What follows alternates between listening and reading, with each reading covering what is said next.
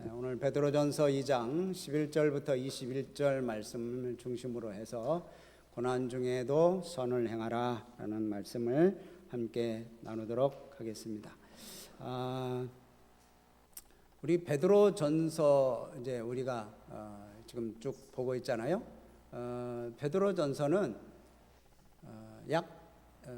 베드로가 주님이 오신 이후 62년에서 64년 정도, 64년에서 66년이네요. 64년에서 66년 정도에 기록된 그런 말씀입니다. 그때 당시에는 아주 예수 믿는 사람들을 굉장히 핍박했습니다. 그때 당시에 네로 황제라는 사람이 있었는데 아주 10대 박해 중에 한 사람으로서 굉장히 예수 믿는 사람을 박해했던 그런 시대입니다. 그냥 아주 잔인하게 예수 믿는 사람들을 죽였어요. 그러니까 예수 믿는 사람들이 로마에 살 수가 없어요. 그래서 쭉 흩어져서 여기저기 흩어졌는데 어디까지 갔느냐? 저 터키 북쪽 지역까지 갔습니다.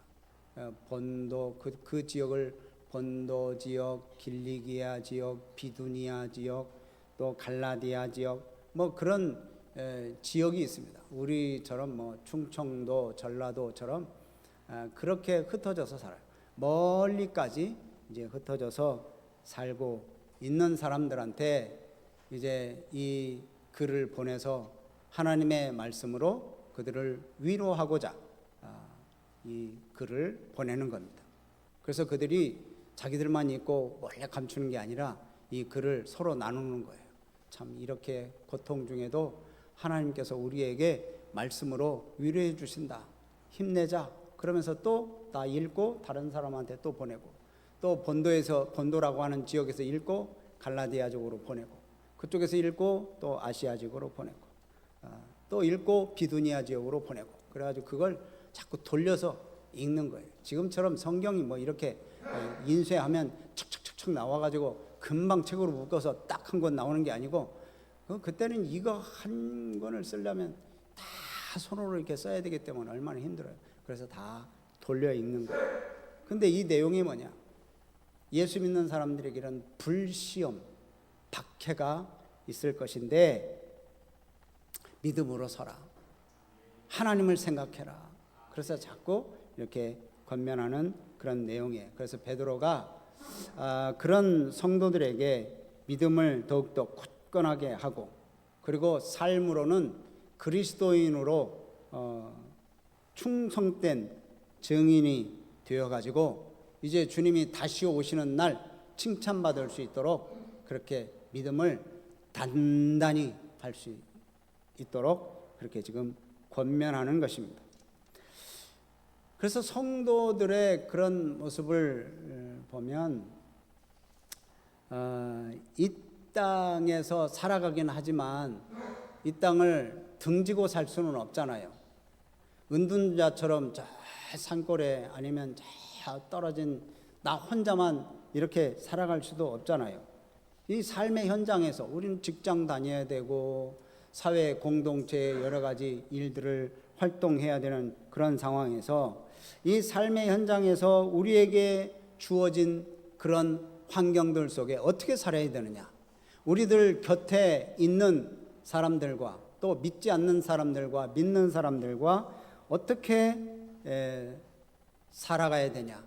사랑하는 방법, 그런 삶 속에서 고난을 겪을 텐데 고난을 이겨내는 방법, 그런 방법들을 여기서 우선 말씀하세요.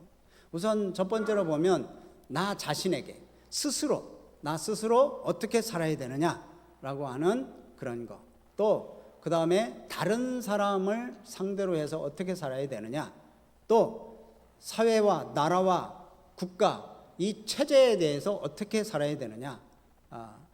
그냥 불평불만만 하고 살아야 되느냐, 아니면 어떻게 살아야 되느냐 하는 것을 오늘 말씀을 통해서 이렇게 우리들에게 들려주고 있어요. 우선 베드로가 오늘 말씀을 보면 베드로가 하는 내용은 성도들은 이 땅에서 영원히 사는 존재가 아니다. 그래서 이제 나그네라고 얘기를 해요. 나그네. 우리가 이 세상에서는 나그네 같은 존재다. 잠깐 있다가 떠나는 사람들이잖아요. 그래서 나그네 같은 너희들에게 권면을 한다. 그래서 이제 권면을 하는 거예요. 우리의 최종 목적지는 그러면 천국이에요. 천국을 향해서 가는 사람들이 이제 이 나그네와 같은 인생을 살아가는 이 세상에서 어떻게 살아야 되나? 첫 번째, 여기 11절 말씀을 보면 육체의 정욕을 제어해라. 우리 스스로에게 얘기하는 거예요. 우리 나 자신에게 육체의 정욕을 제어하라. 육체의 정욕은 우리 4장 3절 말씀 보면 음란, 정욕, 또 술취함, 방탕함, 향락, 우상숭배, 또 믿지 않는 사람들을 따라서 같이 하는 것, 이게 다 정욕, 육체의 정욕이라고 4장에서 말씀하고 있어요. 그러면 이것을 제어해라. 그만둬라 인 거예요. 그만둬라. 그것을 뭐 조금만 하라 이게 아니고 제어하라는 것은 그냥 두라는 거예요. 그리고 이 그만두라라고 하는 이 제어하라고 하는 이 시제를 보면 시제라는 것은 현재, 계속 현재. 그러면 이런 육체의 정욕을 그만두라라고 하는 것은 계속적으로 반복해서 그만두라는 거예요. 육체의 정욕은 아까 얘기한 것처럼 그런 것들은 평생토록 계속해서 그만둬야 되는 것들이에요. 전쟁하듯이 그런 것들과 싸워야 돼. 그래야 그만둘 수 있어요. 왜냐? 이 육체의 정욕은 하나님과의 관계를 방해합니다. 그리고 하나님에 대해서 관심을 갖지 못하도록 만드는 게 이게 육체의 정욕이에요. 하나님이 원하시는 삶을 살지 못하게 만들어요. 그러니까 육체라고 하는 거, 육체의 정욕과 영혼의 영적인 삶은 정반대예요. 아주 대립적인 그런 관계예요. 그래서 성도는 이런 육체적인 그런 정욕, 타락한 삶이죠. 그런 삶과 늘 싸우는 삶을 살아야 돼요. 왜? 우리 성도는 어디에 속해 있어요? 하늘에 속한 자들이기 때문에 그렇습니다. 하늘에 속한 자이지만 이 땅에 머물면서 살고 있어요. 그러니까 이 땅에 머물면서 살고 있기 때문에 육체의 정욕과 계속적으로 싸워야 돼요.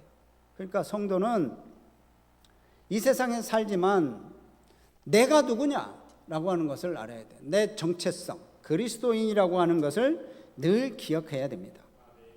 그러니까 육체의 정욕은 계속 죄에 빠지도록 유혹하고 영적인 삶을 어둡게 만드는, 영적인 삶을 살지 못하도록 만드는 게 이게 육체의 정욕이에요. 그래서 육체의 정욕을 그만둬라. 죄의 정욕을 다 제어해라. 이렇게 지금 첫 번째 얘기를 하는 거예요. 그 다음에 이 베드로가 두 번째 이제 얘기를 하기를 선을 행하라고 얘기합니다. 12절 말씀을 보세요. 자, 너희가 이방인 중에서 무엇을 행하고? 행실을 선하게 가져라. 선을 행하라는 거죠. 너희 악행한다고 비방하는 자들로 하여금 너희 선한 일을 보고 오시는 날에 하나님께 뭘 돌리게? 영광을 돌리게 하라. 마태복음 5장 말씀에도 그러죠. 너희 착한 행실을 많은 사람들에게 비추어서 그 사람들이 하나님 아버지께 영광을 돌리게 하라. 착하게 살으라는 거예요. 선하게 살으라는 거예요. 지금 왜? 지금 이제 예수 믿는 사람들이거든요. 왜? 이 예수 믿는 사람들을 잡아 핍박하고 죽이고 가두고 때리고 못 살게 구니까 피해서 거기까지 지금 도망간 거잖아요. 근데 그곳에서 그럼 예수 믿는 사람 행생을 해야 되는데 이 예수 믿는 사람들이 일반 세상 사람들과 똑같이 살아서 되겠느냐는 거예요. 그래서 선을 행하라는 거예요. 행실을 선하게 가져라. 그러니까 나 자신에 대해서는 아까 말한 대로 육체의 정욕을 그만두고 이제는 다른 사람에게 대해서는 행실을 선하게 해라. 그러니까 육체의 정욕을 제어하는 방법은 선하게 살아가는 거예요. 선하게. 자기 중심적인 거, 이기적인 거, 이런 것을 극복하는 거죠. 내 중심적으로 살면 다른 사람들에게 선하게 살 수가 없습니다. 뭐 내 욕심대로 내 마음대로 사는데 무슨 다른 사람들에게 선하게 살 수가 있어요. 근데 이 선한 삶을 살면 다 다른 사람들을 위해서 다른 사람들에게 보여주는 거예요. 근데 우리 인간은 본성상 연약하고 그렇게 선하게 살기에 부족해요. 늘 우리는 이 선한 삶을 살아가는 데 있어서 늘 힘듭니다. 그러면 어떻게 그렇게 선하게 삶을 살아가야 돼요? 하나님의 은혜로, 하나님의 도움으로 우리가 살아야 돼요. 그래서 하나님의 은혜와 도움이 필요한 사람들이 우리예요. 육체의 정욕을 제하고 극복하는 거, 여러분 말이 그렇지 이거 쉽습니까? 하나님이 우리에게 은혜를 주시고 또 하나님이 도와주셔야 타인을 위한 삶을 살아갈 수 있고, 그렇게 결단하고 애써야, 힘써야 그렇게 살아갈 수 있어요. 그냥 뭐 흘러가는 대로 살아가면 그렇게 살아갈 수 없어요. 그러니까 우리가 오늘 이 말씀을 보면서 우리가 영적 상태를 우리 스스로 진단해 봐야 됩니다. 내가 하나님의 백성이고 내가 하나님으로부터 부르심을 받은 성도지만 이 세상에서 살고 있잖아요. 그래서 이 세상에 살고 있기 때문에 이 세상의 유혹과 욕심과 정욕들이 막 들끓어요. 그래서 그런 것들 때문에 우리가 넘어질 수가 있다는 거예요. 그러니까 우리가 점검할 때 나를 어떤 욕심이 또 어떤 유혹이 나를 죄짓게 만드는지 한번 우리 스스로를 진지하게 생각해 보셔야 돼요. 이런 정욕을 이기기 위해서 내가 뭘 해야 되나? 내가 실천해야 될 게 뭔가? 내가 더 주님 앞에 막 몸부림치고 주님을 따라가려고 해야 될 게 뭔가를 우리는 늘 생각하고 힘쓰고 그래야 돼요. 그래서 이제 말씀으로, 우선 말씀으로를 채워야 돼요. 성경을 읽으셔야 돼요. 성경을 들어야 돼요. 하나님의 말씀을 듣고 그 말씀으로 마음에 채우고 기도하면서 하나님의 뜻을 구하고 우리의 정욕을 채우려고 했던 그런 마음 가운데 자꾸 하나님의 뜻을 담아두는 거예요. 그래서 거룩한 힘이 생기는 것이고, 그래서 이런 것들을 이길 수 있는 힘이 저와 여러분들에게 주어질 수 있는 것입니다. 이렇게 자기의 욕심을 제어하고 또 다른 사람들에게 대해서는 행실을 선하게 가져라, 그런 얘기를 하고, 두 번째는 이제 이렇게 얘기를 합니다. 13절 말씀을 한번 보시죠. 13절 시작. 인간의 모든 제도를 주를 위하여 순종하되 혹은 위에 있는 왕이나, 인간의 모든 제도를 순종해라. 나라의 법이 있죠. 나라의 법, 규정, 뭐 또 통치하는 자들의 어떠한 그 통치 방식이 있을 것입니다. 근데 이게 이를 순종하라는 거예요. 순종. 근데 조건이 붙었습니다. 주를 위하여 순종해라. 사실 성경적인 진리와 반대되는 정치를 하면 참 그거 쉽지 않죠. 교회 못 다니게 하고 예수 못 믿게 하고, 이건 그냥 순종할 수는 없잖아요, 이런 거. 그러니까 여기 조건은 붙어요. 주를 위하여 순종해라. 그러나 모든 것들은 다 순종해라. 세금 내고 법을 지키고 또 어떻게 국민으로서의 도리를 해야 될 국방의 의무, 뭐 4대 의무, 납세 의무, 뭐 그런 걸 다 순종하라는 거예요. 순종. 다 따라가라. 성경적인 진리와 반대되지 않는 한 다 따라가라는 거예요. 그런데 우리가 이제 보면 정치하는 사람들 마음에 안 들 때도 있잖아요. 무조건 반감만 갖는 그런 경우가 있는데, 그러지 말고 바른 정치할 수 있도록 기도하는 거예요. 그리고 따라가는 거예요. 그리고 또한 이제 우리가 세상에서 좋은 시민으로 살아간다는 것은 이게 모든 뭐 정치, 사회적인 제도에 순종하라고 하는 것도 그렇지만 또 여기 보면 17절에 모든 사람을 공경하고 형제를 사랑해라. 또 하나님을 두려워해라. 왕을 존대하라. 이런 말씀을 계속 연속적으로 말씀을 합니다. 여러분, 성도들은 하나님을 경외하는 그런 모습을 바탕으로 해서 이렇게 우리가 모든 사람들을 사랑하고 존중하고 또 그렇게 함께 지내라는 거예요. 특별히 하나님을 더욱더 두려워해라. 또 말씀합니다. 16절 말씀 보면 너희들에게는 자유가 있다. 자유가 있잖아요. 예수 믿고 뭐 죽음 앞에 있지만 그러나 자유롭게 돌아다닐 수 있고 자유롭게 예수 믿고 뭐 그러잖아요. 근데 그 자유로 악을 가리는 데 쓰지 말고 오직 하나님의 종과 같이 하라. 이렇게 권면을 합니다. 그러니까 자유를 악행하는 데 쓰지 말라는 거예요. 우리가 뭐 내가 하고 싶은데 뭐 내 자유인데 그러면서 내 자유라고 하고 다른 사람들은 싫어하는 일들을 하면 그건 자유가 아니죠. 나 자유롭다고 다른 사람들 싫어하고 다른 사람들을 해롭게 하고 그건 진정한 자유가 아니에요. 다른 사람들을 존중하며 여기에 말씀 보면 뭐라고 그래요? 오직 하나님의 종과 같이 하라. 여러분, 하나님의 종이 내 뜻대로 해야 됩니까? 하나님의 뜻대로 해야 됩니까? 하나님의 뜻대로 하는 거예요. 우리가 이제 지금은 종의 제도가 없지만 지금 이제 나중에 나오는 사환이라고 하는 것도 나오지만 종은 주인 뜻대로 해야 돼요. 자기 마음대로 해서는 안 돼요. 그것처럼 여기 보면 하나님의 종과 같이 해라. 내가 이거 하고 싶어도 하나님의 종이라고 생각하고 이제 그걸 하는 거예요.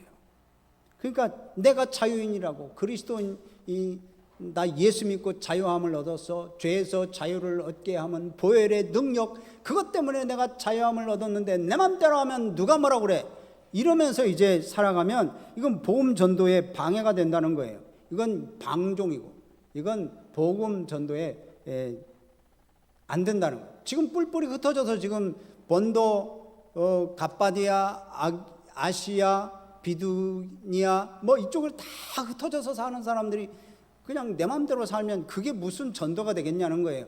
하나님을 믿는 사람들, 예수님을 믿는 사람답게 살아나는 거예요. 그래서 교회는 또 성도는 그 체제에 순종해라. 그 체제에 복종하고 할 것 하고 의무 다 행하고 그리고 지역의 모범이 돼. 모범이 돼. 그래서 빛과 소금의 역할을 감당하라는 거예요. 그렇다면 한번 우리를 한번 돌아보시기 바랍니다. 우리나라에 믿는 사람들이 약 20% 된다는데 여러분 기독교인이 20%라면 이건 굉장한 거거든요. 영향력이 있을 수 있습니다. 예수 믿는 사람들이 이 정도로 예수 믿는 사람처럼 산다면 정말 이 소금의 역할, 빛의 역할을 감당해 충분히 이 어둠을 비출 수 있어요. 정화할 수 있어요. 그런데 충격적인 것은 들리는 것마다 별로 좋지 않아요. 뇌물을 주고받은 사람들 보니까 목사요. 사기친 사람들을 보니까 교회 직분자요. 또 막 살인하고 그런 일들을 저지르는 게 다 이 성도들의 모습이 자꾸 드러나요. 뭐 교회의 그런 모습도 드러나고 참 좋지 않은 모습. 여러분 이건 성도로서의 이 삶을 상실한 거예요. 하나님의 기준이 없어져 버린 거예요. 지금 이 베드로 사도가 지금 튀르키예 북부 지역에 사는 사람들한테 너희들은 힘들어도 고난 중에도 정말 선을 행하면서 살아라. 그렇게 지금 권면하는 내용과는 우리의 삶과는 전혀 다른 그런 삶을 살아가고 있지 않나 싶습니다.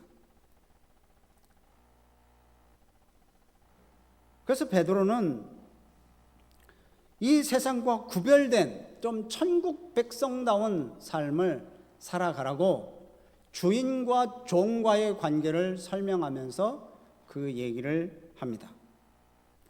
그래서 주인은 종을, 그전에는 종과 주인 관계에 있을 때 종은 그냥 주인이 죽여도 할 말 없잖아요. 그렇죠? 그 시대를 모르시나요?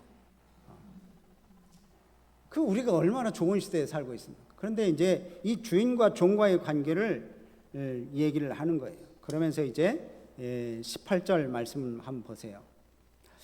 자, 18절 말씀 같이 읽습니다. 시작. 사환들아, 범사에 두려워함으로 주인들에게 순종하되 선하고 관용하는 자들에게만 아니라 또한 까다로운 자들에게도 그리하라.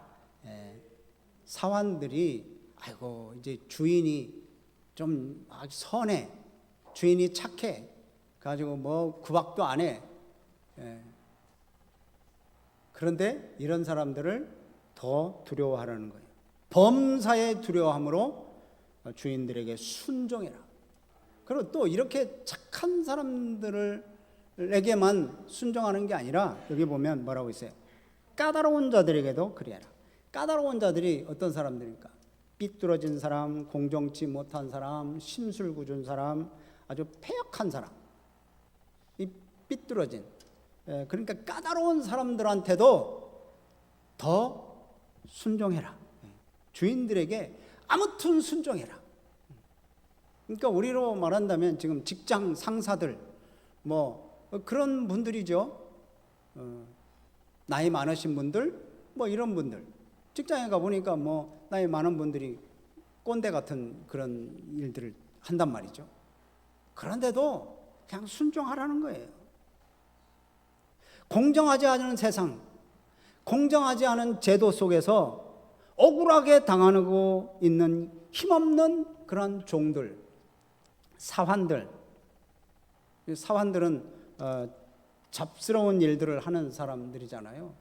심부름꾼하고 하여튼 종과 같은, 종은 아니지만 그렇게 일을 하는 사람들, 아주 자질구레한 일들을 하는 그런 사람들은 선한 백성의 태도를 유지하고 참고 견디는 그런 삶을 선택하라. 그리고 권면하는 거예요. 그런데 이 고난을 견디는 것이 그렇게 내 이 성질로 고난을 견디려면 쉽지 않잖아요. 그런데 여기 보면 19절 말씀 한번 보세요. 부당하게 고난을 받아도 누구를 생각함으로? 하나님을 생각함으로 슬픔을 참으면 이는 어떻겠다? 아름답다. 아름답다. 여러분, 고난을 참으면 아름답다는 거예요. 하나님을 생각하면서 견디는 거, 이거 아름답다. 왜 참아야 하는 이유가 뭡니까? 하나님 때문에 그렇다는 거야. 하나님 때문에. 의무감으로 마지 못해서 하는 복종이 아니라 살아계신 하나님을 의식하면서 복종하라는 거예요. 하나님은 이런 태도를 인정하시고 기쁘게 받으신다는 거예요.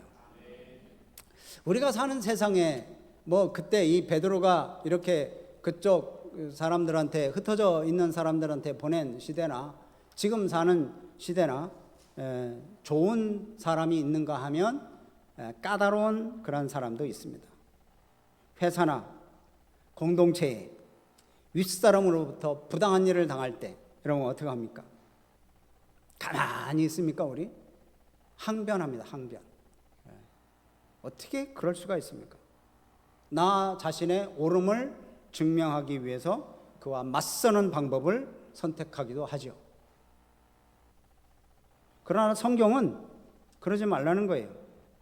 범사에 하나님을 두려워함으로 하나님을 생각하며 윗사람에게 순종해라. 순종해라.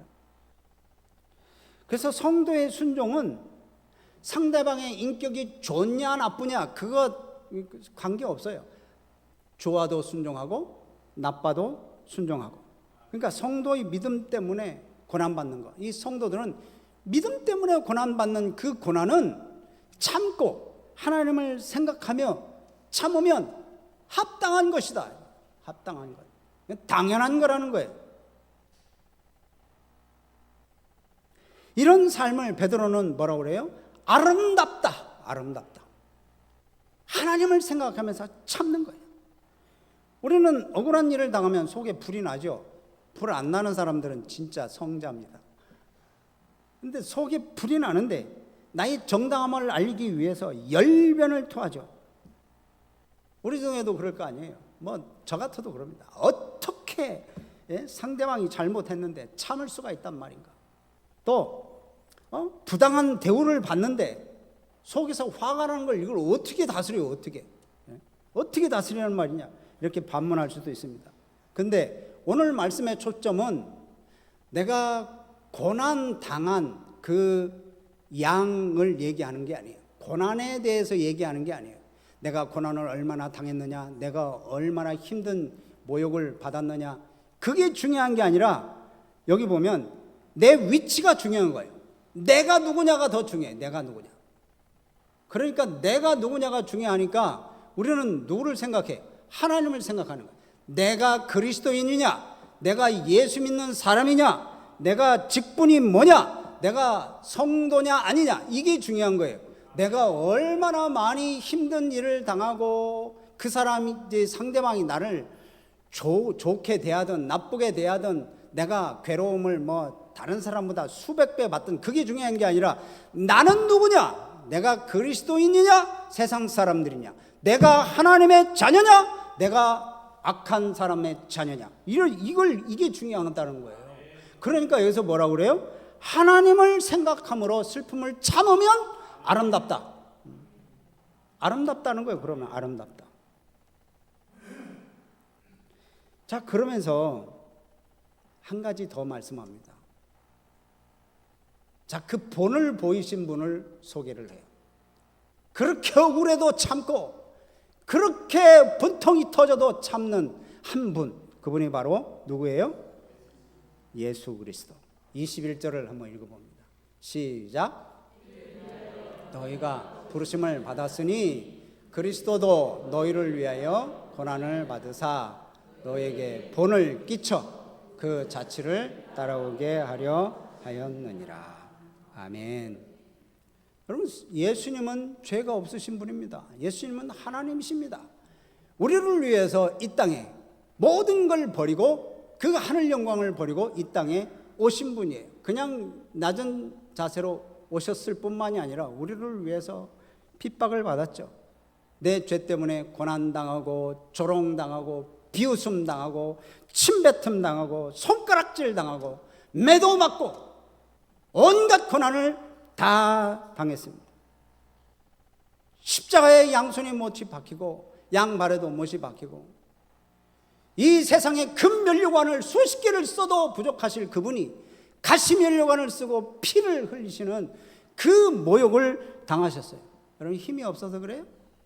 이런 부당한 대우를 받는 예수님. 그러나 이 고난 중에도 예수님은 그 하나님의 판단과 심판의 모든 것을 다 맡기셨어요. 우리가 읽지 않았지만 23절 보면 뭐라고 해요? 욕을 당하시되 맞대어 욕하지 아니하시고 고난을 당하시되 위협하지 아니하시고 오직 공의로 심판하시는 이에게 부탁하셨다.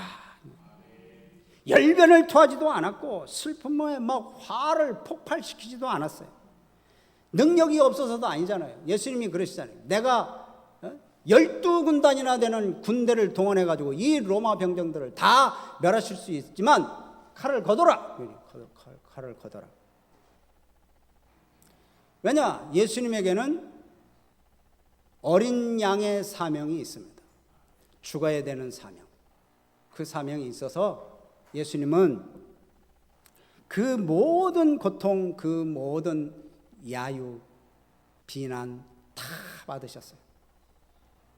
그래서 그분이 죄를 담당하셔서 우리를 죄에 대해서 살고 죄에 대해서 죽고 의에 대해서 살게 하시려고 예수님이 그 고난을 다 당하셨어요. 여러분, 예수님이 참지 않으셨으면 어쩌을까요? 우리 같은 열매가 없어요. 예수님이 참지 않으셨다면 여러분, 우리가 구원에 무슨 은혜가 있겠어요? 근데 예수님을 믿음으로 우리가 구원받은 거잖아요.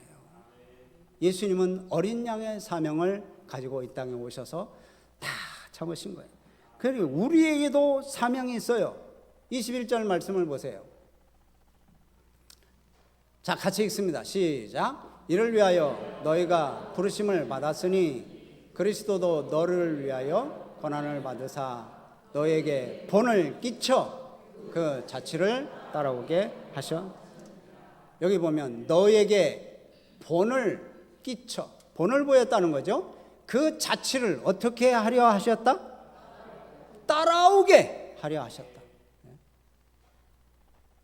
그래서 예수님의 발자취를 따라가는 사명이 저와 여러분들에게 있는 거예요. 인간적으로 생각하면, 계산적으로 우리가 생각을 하면 도저히 따라갈 수가 없죠. 오늘 말씀대로 어떤 세상에 우리 마음에 맞지 않는 이 지도자가 세상을 다스린다면 누가 따라가겠어요?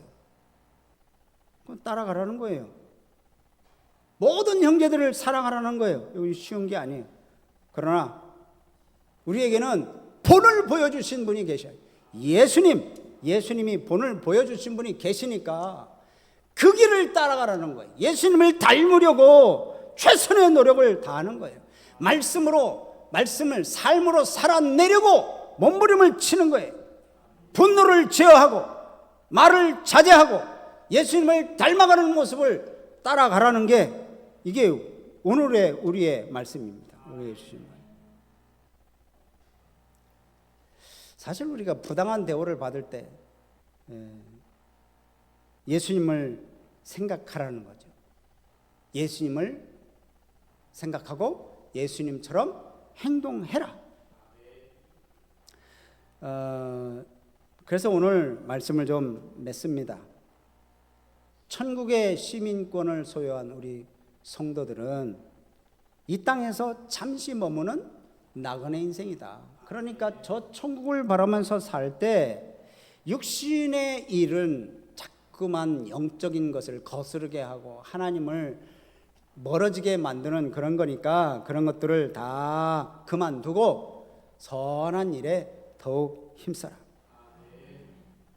그리스도인들은 종과 같이 섬기는 자로 부름을 받았으니까 우리의 착한 행실을 통해서 이 세상에 주님을 보여주는 그런 본보기, 예수님이 본을 보여서 우리에게 보여주신 것처럼 우리들도 그렇게 예수님을 따라가서 이 세상 사람들이 우리를 보고 예수님이 저렇게 사셔서 예수 믿는 사람들이 저렇게 사는구나, 그렇게 생각되면 그들을 통해서 하나님께 영광이 되는 거예요. 오늘도 고난 중에도 선을 행하시는 예수님처럼 인내하고 참고 낮아지고 섬기고 복종하고 또 주님을 따라가는 우리 성도님들이 되시기를 주의 이름으로 축복합니다.